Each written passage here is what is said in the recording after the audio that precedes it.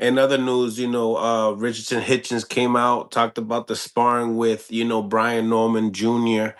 And that big fight coming up November 22nd with Devin Mhm. Haney and Brian. Richardson Hitchens got Devin Haney. He feels like, there's levels. He can't beat no Devin Haney. I mean, what do you think? What do you think about that matchup, and what do you think about, Richardson's comments? Well, I didn't. So he said he sparred with Brian Norman. Yeah. Oh, but he talking about years ago. He's talking about. He, Oh, matter of fact, it was when Crawford. yeah, it was with he talking about, Crawford too. Yeah, years ago. were you But there? definitely, yeah, I was there. Of course, I was there. Yeah, well, Brian Norman, definitely, Norman said it was even. Norman said it was even, and then Richardson was saying otherwise. he didn't beat his ass. He might have had a little bit better. He might have had a little bit better of it. Richardson Hitchens.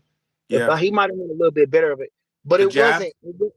It wasn't like he just beat the hell out of Norman. And yeah, What because was it? The jab. they I think Bud sparred both of them. Bud sparred Norman and he sparred Hitchison. Yep. So yeah, and Bud had just got off the plane and hadn't eaten or nothing. But anyway, that shit don't mean nothing. So like I said, I don't think that Brian Norman. I think Brian Norman has got better. And then he's fighting with these baby gloves on. You know what I'm saying? He's fighting with 8-ounce gloves on now. He's got better. He became a champion. He didn't defended the title a couple times. So I'm not. You know, I don't And he know said he why. would like the next. He said he would like the winner next. Richardson. Well, yeah, well, he really want Devin Haney. I don't know why he's so obsessed with Devin Haney, but he wants Devin Haney. Richard Hitchens is a good fighter, but he don't take enough chances in there. He's a good fighter. He knows his way around the ring, and he's solid, but he don't take enough chance. He don't take enough chances. He does not. He does not do nothing that stands out to you. If you're talking about a good boxer, he's a good boxer. Okay, he's a good boxer, but he does nothing that stands out to you. You know what I'm saying? And I like Rich, but I'm just speaking from he does nothing to stand out. How would I promote Richard Hitchison? He has nothing that you can promote him by. He's just a basic good boxer. You know, he's just a basic boxer. You know, um, the other guys that you have that we mentioned, they all have things that stand out about them. Nothing stands out about Richard Hitchison. You know, Mm. so I think he might be uh more risk than reward. You know what I'm saying? But I like to see it. I was hearing rumors of him and Keyshawn getting it in. I was hearing I that don't too. I don't somebody said it, but I didn't see it online nowhere. Somebody just said mention it to me. And so I was like, well, I think they got a little bad blood against them, and that'd be a good fight. And if I was him, that's what I'd be saying.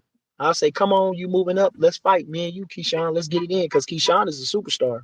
You know what I'm saying? And if you can beat Keyshawn, I mean, shit, that's a feather in your cap. And like I say, Keyshawn is a superstar, and he's gonna sell the fight, gonna bring the fight, and you know what I mean. It'll add more credibility to your reign. So, you know what I'm saying. But I think Richard Hitchens is a 40 pounder. He in a 47 pounder. Devin Haney is at 47. They fighting at 47. Yeah, he's And talked about moving up like right away. why when there's so much things to be going on right there? See, I don't think the other kid don't got no fight. Well, he was supposed to fight, but it got canceled. Russell, right? Yeah, he was supposed to fight So why Andy don't you Roca, go so he'll in and probably be fighting December. why don't you go in and try to fight Russell and unify? Why don't you try to fight Puello and No, Matias and Matias. unify? Yeah, Yeah. Matias. And that's a fight that you duck. That there are a lot of people think that you duck. So now why don't you try to unify? Like I said, so it's a lot to be desired there. You know what I mean? And we're basing things off a sparring session, and then we basing it off 5 years ago. Mm, can't do that. And regardless, if it was without headgear and gloves, does it change things? Well, like I say, Brian Norman has got concussion power. You know what I'm saying? He knocking motherfuckers dead right now. You know what I'm saying? And so let's see if you can deal with that. We already seen him struggle with limos. Everybody thought he lost that fight. He was taking a lot of punches in that fight. Limos kind of outworked him, and So I mean, we talking about Brian Norman, who's a bigger guy, a little taller, way more athletic. You know what I'm saying? And like I said, Brian Norman, he was still growing. He was still learning. He was still getting better. He's then got better. You know what I mean? He was just raw as hell back then. He was just raw. Now he's man, Brian Norman got better. So I done became a fan of Brian Norman. I became a fan of Brian Norman. His last two knockouts, they were spectacular. The way he hit that dude with the 2-1 and knocked that Puerto Rican dude out, that was nasty.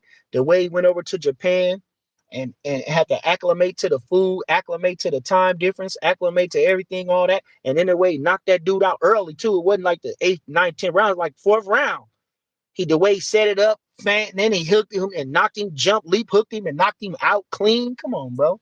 So nah, you know what I'm saying? Those are the eye-catching fights. Those are the eye-catching performances. You can say against who, but he knocked them the fuck out like that. You know what I'm saying? They praising Boots for fighting guys. And who is those guys? They talking about his performance and they praising him about that. But see, it's a bias. It's his Boots. He can do that against quote unquote nobodies and everybody all in the raid. But Norman, he can't do that, and then it means nothing. You know what I'm saying? So these guys can talk their ass off, and it's easy to say outside the ring. You know what I mean? It's easy to say now. Why we're sitting here. And that sparring session happened years ago. And then at the same time, like I say, Brian, he might have been a little, like I say, he's a green guy. He wasn't no top amateur or nothing like that. He had a lot of experience, and he's going there with a guy like Richard Hitchens, got a big reputation. Always been had a big reputation. He's going there with a guy like Crawford, got a big reputation.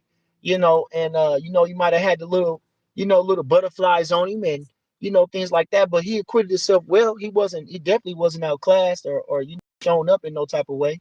And like I say, on top of that, he's gotten better. He's taken the criticism. He's been in the tough fights with Boca Chica getting dropped like that.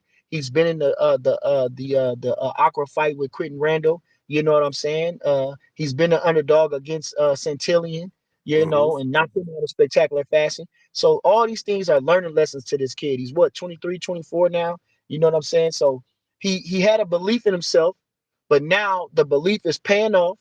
The hard work is paying off, and he got a chip on his shoulder, and he's a realist. He's a guy, I think, like I'm saying, that knows how to understand that he's behind the 8 ball compared to them in so much in a talent area per se.